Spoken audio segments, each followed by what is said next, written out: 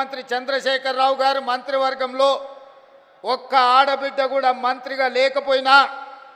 5 సంవత్సరాలు మౌనంగా ఉన్న ఆడబిడ్డలు ఆ తర్వాత ఇచ్చిన తీర్పుతో మొదటి మంత్రివర్గంలోనే మీ అభిమాన నాయకురాలు శ్రీమతి కొండా సురేఖ గారు మా సోదరిమణి సీతక్కను ఈరోజు మంత్రివర్గంలో ఈ ఓరుగల్లు గడ్డ మీద నుంచే ఈ ఆడబిడ్డలను మంత్రివర్గంలో ప్రముఖ స్థానం ఇచ్చి ఈనాటి ఈ సభా నాయకత్వాన్ని కూడా ఆ ఆడబిడ్డల చేతుల్లోనే పెట్టడం జరిగింది. ఇదే కాదు, వరంగల్ పార్లమెంటు నుంచి కూడా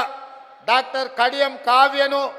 ఈరోజు పార్లమెంటు సభ్యురాలుగా ఈ తెలంగాణ రాష్ట్రం నుంచి పార్లమెంటులో గలం విప్పుతుందంటే ఒక ఆడబిడ్డ ఈరోజు వరంగల్ ప్రాంతం నుంచి పార్లమెంటుకు ప్రాతినిధ్యం వహిస్తుంది.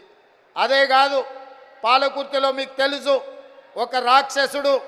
అక్కడ రాజ్యమేలుతుంటే మీ సోదరిమణి యశస్విని రెడ్డి ఆ రాక్షసుని బండ, ఆయన పెద్ద రాజకీయ కొండ కదా, ఆ కొండను ఎట్లా ఢీకొంటామని పాత్రికేయ మిత్రులు అడిగితే కొండైనా దెబ్బ కొడితే పగులుతుందని చెప్పి ఆ కొండను బద్దలు కొట్టి పాలకుర్తి గడ్డ మీద కాంగ్రెస్ పార్టీ జెండాను ఎగరేసింది కూడా